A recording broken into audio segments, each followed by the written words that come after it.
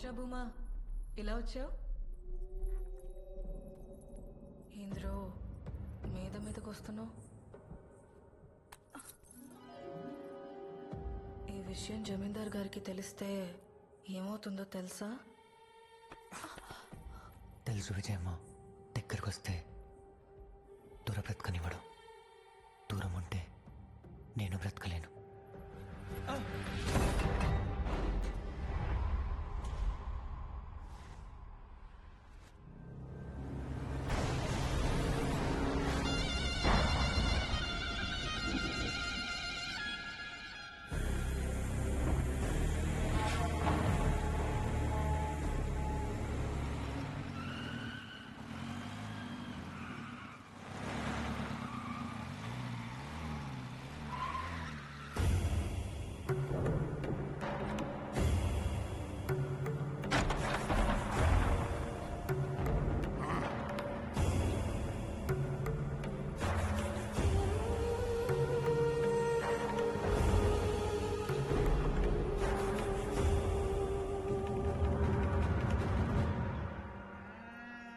సత్య, మా భూమాగాడిని ఏమన్నా చూసావా?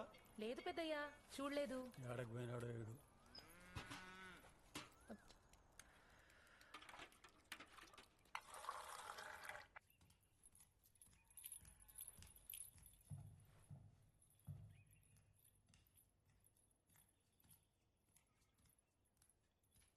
అమ్మాయి గారు, అమ్మాయి గారు,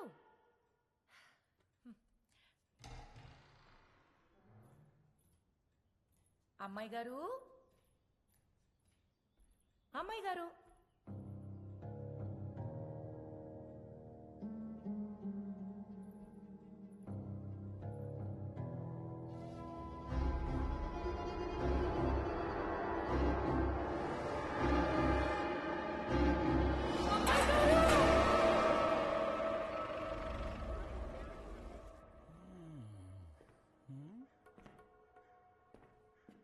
శవాన్ని ఎవరు చూశారు ముందు?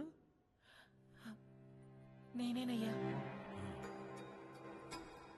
అమ్మగారు పెళ్లికెళ్ళారు, జమీందార్ గారు పార్టీకెళ్ళారు, డబ్బులు నగలు కొట్టేద్దామని ప్రయత్నించావు.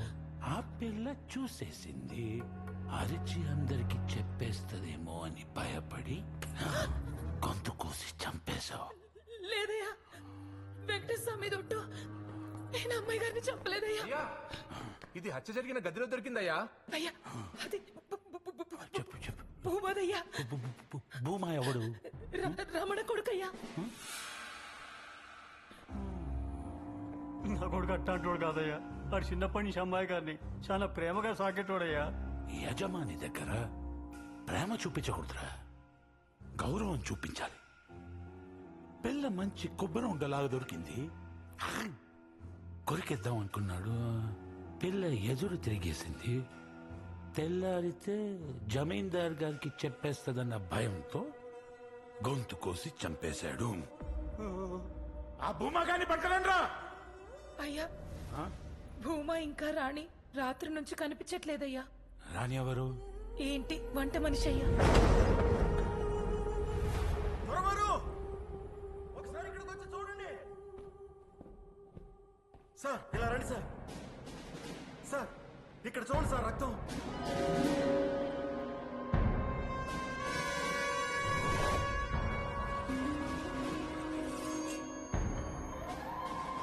దొరవారు, ఈ రక్త మరకలతో ఉన్న అంగి జమీందారు గారి గదిలో దొరికిందయ్యా. ఏంటి జమీందార్ గారిది? రాత్రి YMCAలో డాన్స్ షోకి వెళ్ళాను. తిరిగి వచ్చేసరికి బాగా ఆలస్యమైంది. తిన్నగా నా గదికెళ్ళి పడుకున్నా. అంతకు మించి నాకేం తెలియదు. కథలు చెప్పకండి సార్. భూమాగాడి తువాలు విజయ గదిలో దొరికిందంటే భూమాగాడు ఆ గదిలోకి వెళ్ళినట్టే. అదే టైంకి జమీందార్ గారు బయట నుంచి వచ్చారు. ఇద్దరు ఆ గదిలో సరసాలాడుకోవడం చూసి ఆవేశంతో కత్తి తీసి ఆ పిల్ల గొంతు కోసేశారు. బెంబేలెత్తిపోయి భూమాగాడు పారిపోయాడు. ఇది జరిగిన కథ. బ్రిటిష్ పోలీసులు అంటే ఏమనుకున్నారు? సాక్ష్యాలన్నీ స్టేషన్లో భద్రపరచు. అందరి స్టేట్మెంట్లు తీసుకున్నావా? జరగండి. ఏమైంది?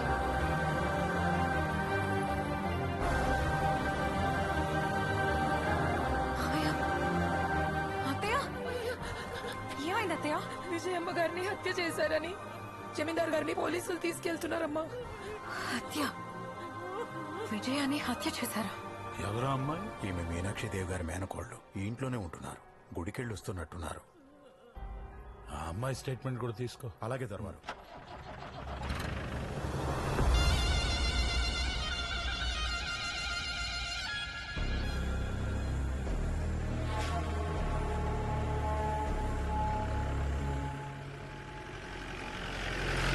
రండమ్మ వెళ్దాం.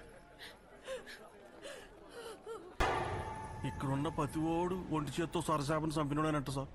సముద్రమే ఆడు సామ్రాజ్యం అంట సార్. మరంత టాలెంట్ ఉన్నప్పుడు స్వరచాపలు పట్టుకొని బతికేవచ్చు కచ్చాలం. ఈ చోరీలంతా ఎందుకు చెప్పు? వాణ్ణి లొంగిపోమని చెప్పు.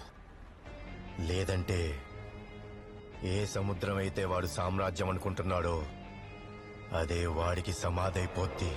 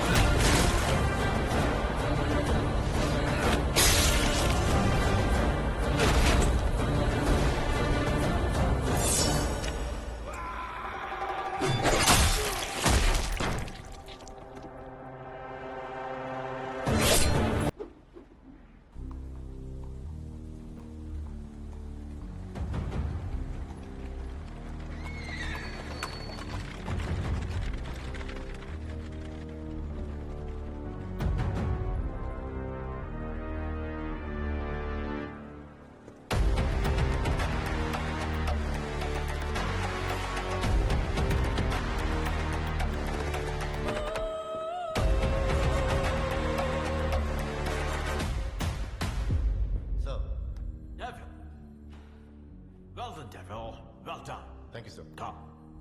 బొమ్మ పోస్టింగ్ క్యాన్సిల్ చేసి ఉన్న పలంగా హెడ్ క్వార్టర్స్ కి రిపోర్ట్ చేయమన్నారు. Anything important sir? Well, we have a new assignment for you. Here. Double sir. Sir. Take seat. Thank you sir.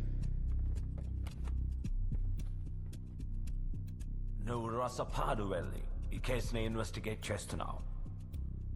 Secret service కి మర్డర్ కేసు ఇన్వెస్టిగేషన్ కి సంబంధం ఏంటి sir?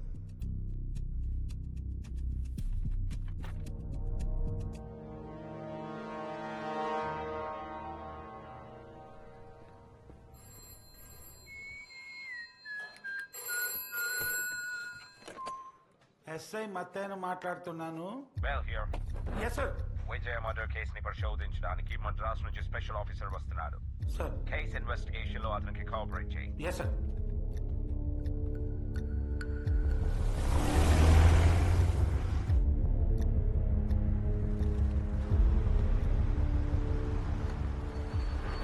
Gudisela Mattayya reporting sir.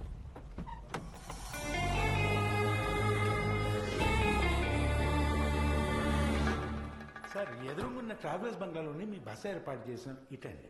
నువ్వు తయారు చేసిన రిపోర్ట్ చదివాను మత్తయ్య. సార్. హత్య చేసింది ఎవరో 6 గంటలు పట్టేశావు సుమా. సార్. మామూలు పందనం కాదు నీది. రమణ, ఆ పెద్ద దొరగారు వచ్చారు, సొంటి కాఫీతే. మత్తయ్య సార్. మీనాక్షి దేవి గారిని కలవచ్చా? అయ్యో భలే మరి, 2 నిమిషాలు పిలుచుకొస్తాను సార్.